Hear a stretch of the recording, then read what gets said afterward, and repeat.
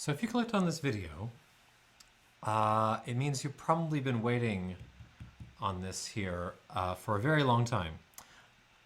Great House, Hampden Great House, has been promised for delivery in the US and has taken so long to actually hit the US that it's actually become a little bit of a meme.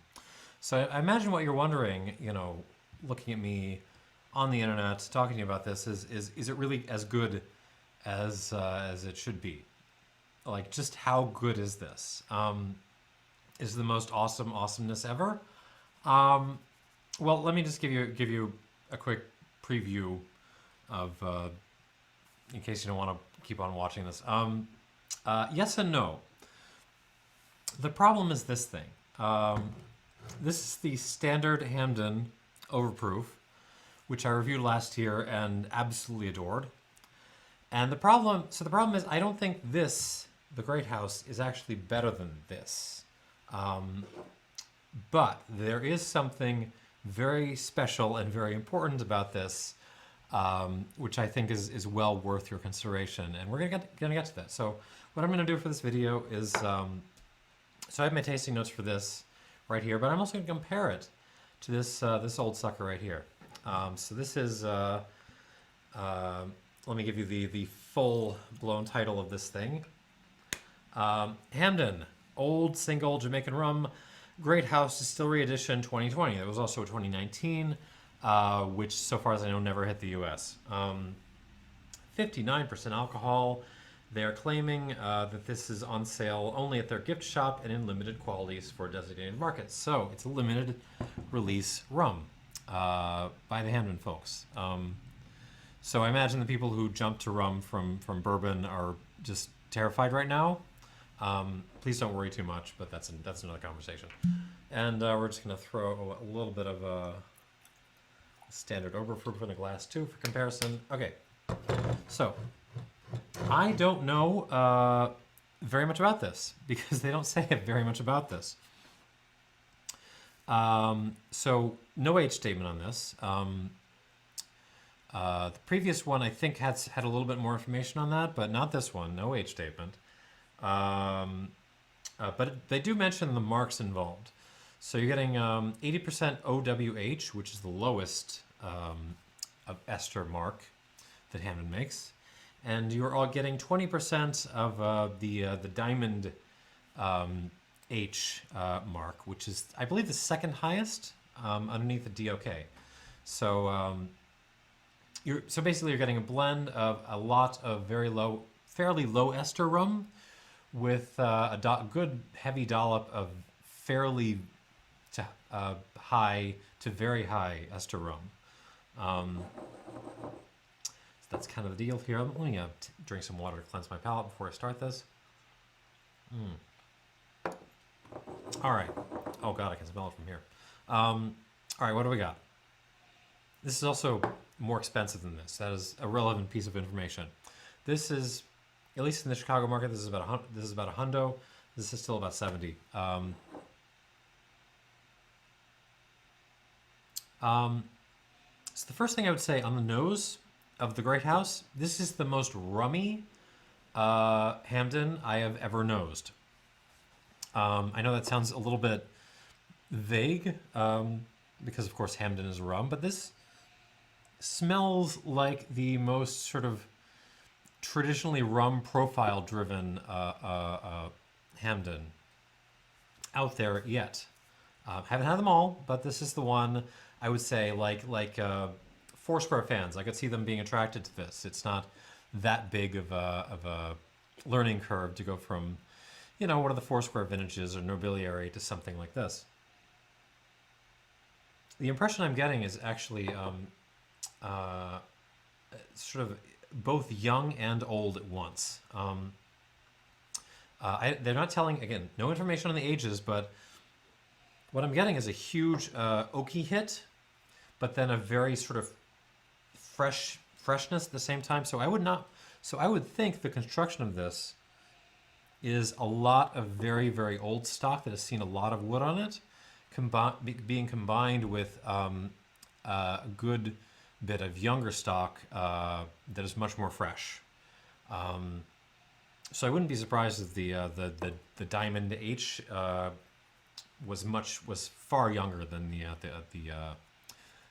other stuff.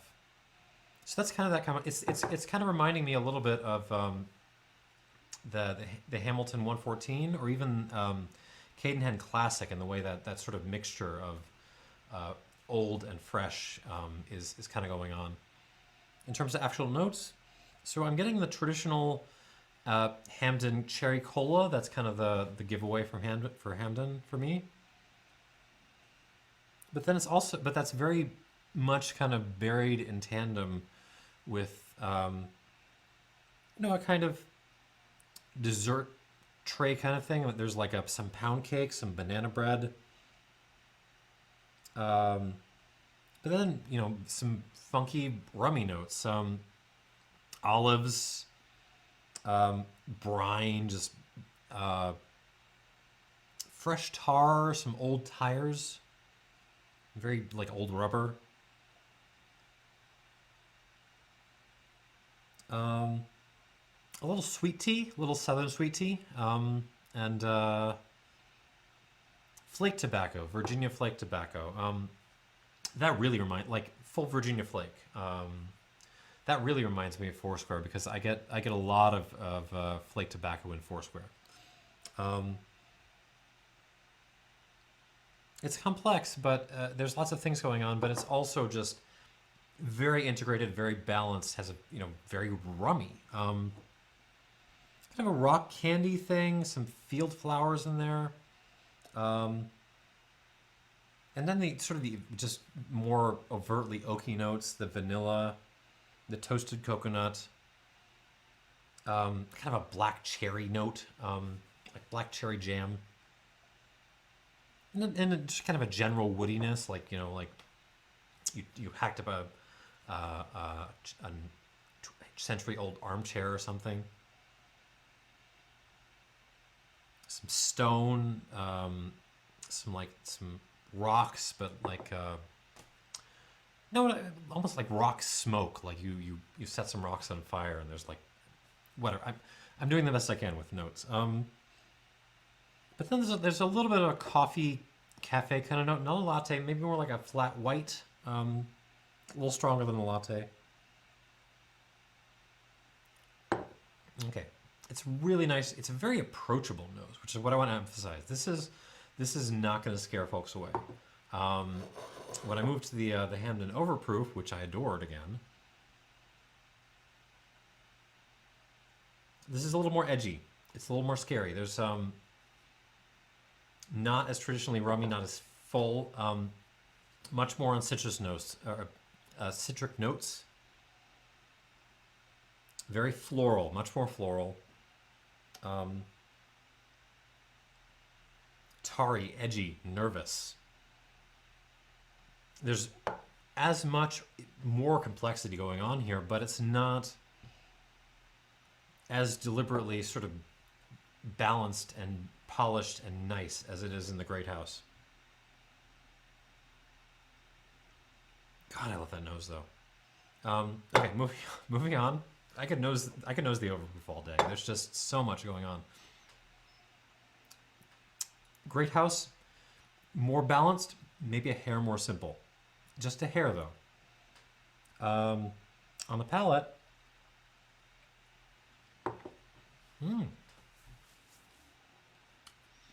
again, very, very, very rummy. Very, very rummy. Not going to scare away the folks who like Hamilton 114, Foursquare, that kind of thing, that kind of traditional rummy rum. All folks come right on in, or even like bourbon fans could get into this. Like lots of folks get into this, but it's still Hampden. You can still tell that Hampden character is there. So we're leading on there's a fennel note, which is very nice, kind of a black licoricey. No, more fennel than black licorice. There's a little earthiness to that. Some old furniture, like a woodiness, pepper, black, like a cracked pepper thing, black olive, a quite floral too.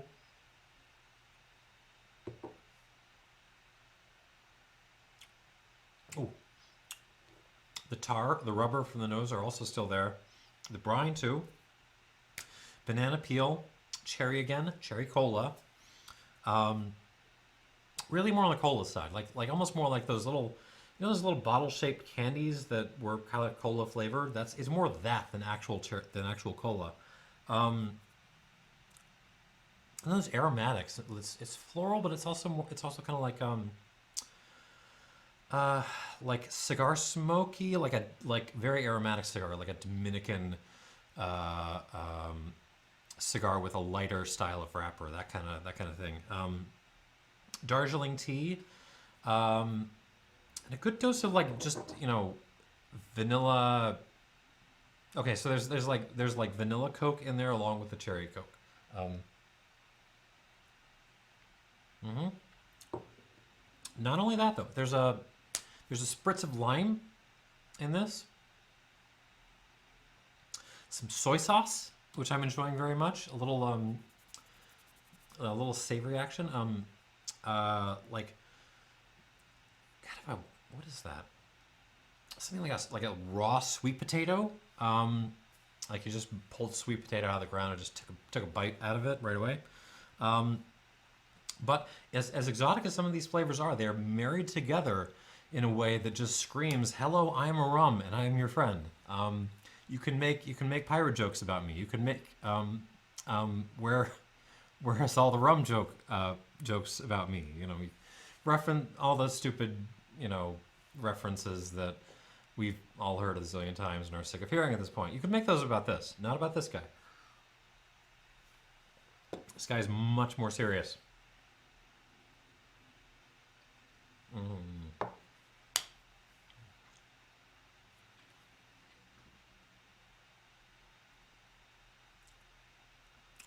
Ooh. Again, kind of more going on. Very floral, citric, um, tobacco, smoky, rubber all day, fennel all day. But again, very edgy, very nervous. This is not, this is not one that you can make pirate jokes about because this one will, beat you down if you try to make any Johnny Depp references. God, it's good though.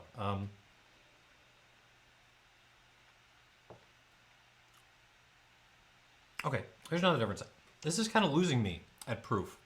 Like, not losing me in the sense that I don't like it. It's just that I can't totally follow everything that's going on. It's kind of a little bit of like a perfume thing going on, which I like very much. Which is very. I think of Hampden. I think of that characteristic of like at proof, like I'm not going to be able to totally follow it. This is not doing that. This is not as much of a challenge for me to kind of understand. And I think that's kind of key to understanding the difference between these two. Okay, so I'm going to add a little bit of water. All right. 1, 2, 3, 4, 5. I think. Oh, okay. So this is the standard Hampden is actually a little bit stronger. This is 60%. The Great House is 59.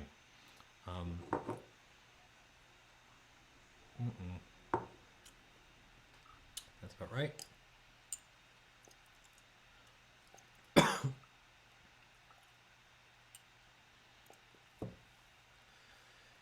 Set my water back there. See if that's right. It's already starting to move on me with just that initial introduction to water. Hang on.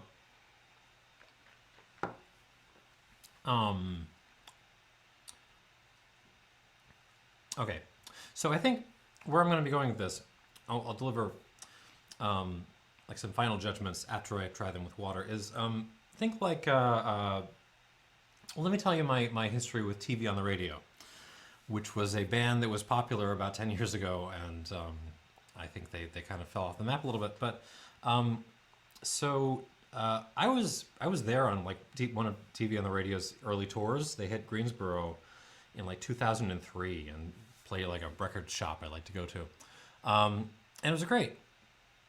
And then they hit and then they made Return to Cookie Mountain, which was their big label breakthrough, and they went on Letterman, and David Bowie sang on one of their tracks, and it was a big hit, and they got all kinds of awards, and it suddenly was all like cool and mainstream to love TV on the radio. But some of us nerds who were there at the beginning, you see where I'm going with this? Like think back to that first EP, the Young Liars EP, which was just that little bit more raw and edgy. Where I mean, they did like a doo-wop cover of a Pixies song, for God's sake, and just that it's just weird and a little awkward, but just complex and promising and interesting, and nothing wrong with Return to Cookie Mountain, right? But it just had that little bit more polish, and maybe wasn't, if you were really paying attention, maybe wasn't quite as good as Young Liars. That's kind of what I'm getting here. We could also talk about like the Ferrari California, but I'm going to stay away from cars. Let's stay with TV and the radio.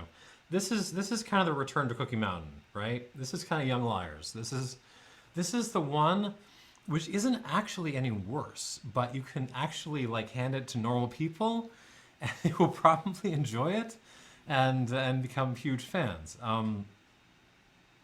And that's super valuable. That's not to be passed up, even if this is a little bit more expensive. All right, let's actually get some notes on how this behaves with water, though. Okay, with water, this becomes more smoky, like a coal smoke kind of thing, and more peppery, and also more sweet. There's a lovely, the cane kind of comes right out. Yeah, just straight up cane syrup on this, along with the smokiness. But I mean, all the same stuff is still there. The fennel, black licorice, the cherry cola thing, like the desserty thing, the like lemon cake. Maybe some like there's some tea notes going on. It's like Lapsang Souchong on the one hand, but also like a peppermint tea thing going on too. And the black licorice thing cannot be denied. It's really nice.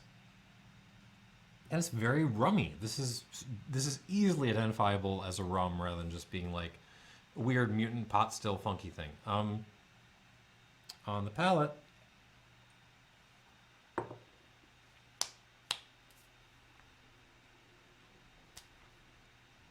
God, I love Hampden. I'm probably doing too many Hampden reviews. It feels like every other review I do is Hampden, but I don't care because that's so good. With water, water really bring this out a little bit more. It's still rummy, but the flowers and the fennel, it's really more anise right now. Really more aniseed and licorice.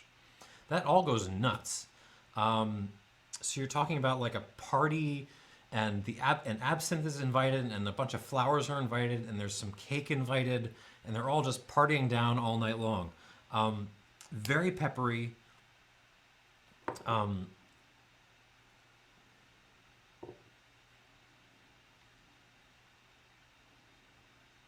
Minerally, very peppery. Kind of a hippie toothpaste component, like a fennel and mint. A little limestone. Terrific finish. Just holds on forever. Quite excellent. I don't think it's actually better than this. Well, hang on with that. But wow, I mean, I can hand this to normal people, and they will probably appreciate the amazingness of this. Whereas this guy,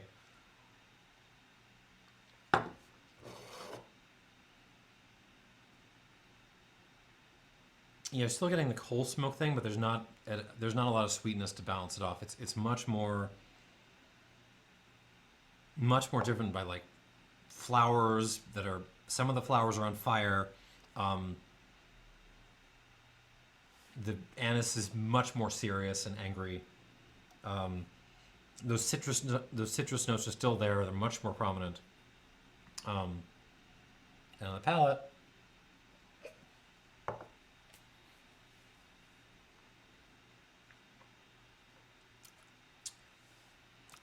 God, that's good.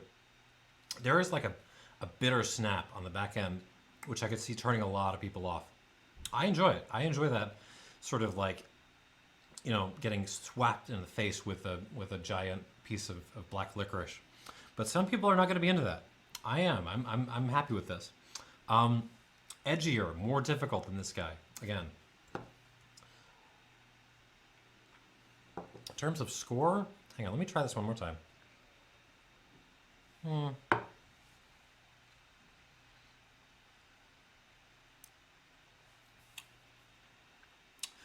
So on the other hand, I could see, traditional Hampden fans being a hair bit disappointed with this. Um, on the other hand, I could see people who aren't ride or die for Hampden being absolutely delighted at how this came out. And both of those people are wrong for kind of the same reasons. Or, I'm sorry, right for kind of the same reasons. Um, Wrong and right. Serge Valentine gave this like a 91. I'm just going to copy that score. I'm going to, Xerox that. I'm going to give this 91 points out of 100 as opposed to the 91 plus of this guy. But, I mean, it's really, I just kind of like this a hair bit more. I enjoy the edgy complexity of this guy, but people were willing to spend. We're rolling a little bit deeper, and really wanted to spend a extra couple of bucks for something approachable that they could pour for friends who weren't as big a rum nerd as they are. This is the Great House is the one I would go for. So that's what we got. 91 points out of 100. Return to Cookie Mountain. Buy it if it's in your area. And yeah, that's kind of all I got. Thanks for watching, and cheers.